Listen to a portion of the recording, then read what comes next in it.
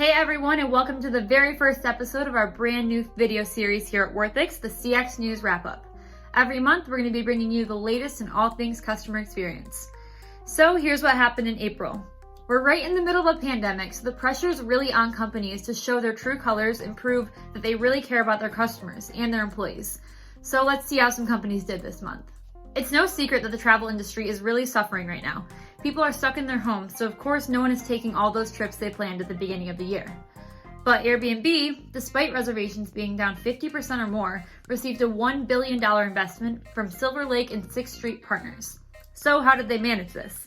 It's because of the way that they're treating their guests and their hosts. They provided refunds to their guests who had to cancel because of coronavirus, full refunds, and to help soften the blow a little bit for their hosts, they set aside $250 million to provide them with 25% of the losses from cancellations. They also saved $800 million by canceling their 2020 marketing. A smart money move and a good way to not irritate potential customers, because I know personally I would feel pretty bitter if I saw an ad for travel when I'm stuck in the house. These strategic and empathetic moves are proving to investors that Airbnb is in tune with their customers' wants and needs. And once this blows over, they're betting that the customers will come flooding back in. It literally pays to be customer-centric. $1 billion. For the people who have been personally victimized by the green text bubbles but couldn't make the switch to iPhone because of price, we've got some pretty exciting news.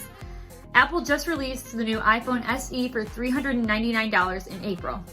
The SE is described as having the body of the iPhone 6, which is the most popular size, with the brains of the iPhone 11 Pro.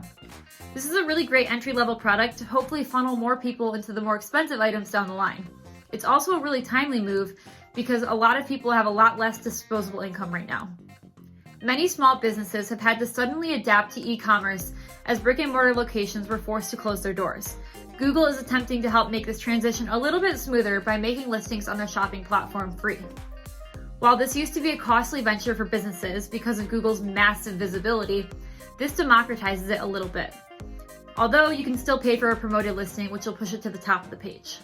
Google has also teamed up with e-commerce pros like PayPal and Shopify to help businesses make the transition. This is a really great move that benefits businesses struggling to adapt, especially small businesses, but don't get me wrong, Google is definitely benefiting as well.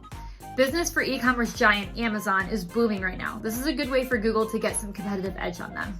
Well, that's it for April. Thank you so much for tuning in to our very first episode of the CX News Recap. If you have seen any other CX fails, wins, or just interesting CX news, feel free to drop it in the comments below. And make sure you subscribe to our YouTube channel and turn on post notifications to get notified whenever we post something new. And feel free to connect with us on all of our social media listed right here. We'll see you next month for another CX News Recap.